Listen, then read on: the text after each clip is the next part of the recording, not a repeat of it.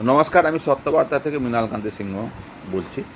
আমি আজকে যে বিষয় নিয়ে আপনাদের সামনে কথা বলতে চাই সেটা আজকে যে রাহুল মুখার্জি, যিনি নায়ক, তিনি যে মারা গেছেন, আজকে তারা কেস করতে গেছিলেন রিজেন্ট পার্ক থানায়, আমরা নিউজে দেখেছি। কিন্তু কথাটা হচ্ছে যে রাহুল মুখার্জি মারা গেছেন, এটা তো যেমনিভাবে হলো যে মনে হচ্ছে ছেলে খেলা। যেমন আমাদের এখানে গঙ্গাতে সব ছেলেরা চান করতে যায়, করতে করতে কোনো ছেলে ডুবে যায়, অনেক দিন অনেক ছেলে হঠাৎ করে মরেও যায় ডুবে।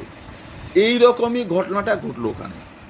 একটা এত বড় একটা সিনেমার শুটিং হচ্ছে, সেখানে একজন নায়ক নায়িকার যদি জলেরই দৃশ্যে কোনো শুটিং থাকে, তার প্রোটেকশন থাকবে না, তার নেটিং সিস্টেম করা থাকবে না, বা ওর গাইডেন্স থাকবে না, অদ্ভুতভাবে জলে পড়ে গেলেন, সমুদ্রের জলে।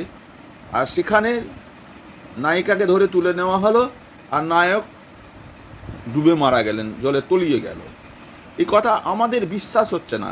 যেখানে একটা মানুষ জলে পড়লো, তো কমসে কম 10 মিনিট তো 5 মিনিট তো হাত পা লাফিয়ে লুফিয়ে কোনো করে বেঁচে থাকে, কিন্তু ওকে এই সময়ের মধ্যে তোলা গেল না কেন? এর কিন্তু একটা সত্যি ধাঁধার মতো লাগছে।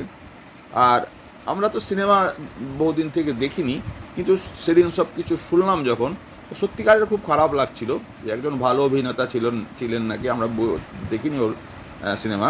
তবে কিন্তু এটা একটা সন্দেহজনক ব্যাপার আছে যে, আর যারা কথাবার্তা বলছেন তাদের মধ্যে 2-3 রকমের কথা শোনা যাচ্ছে।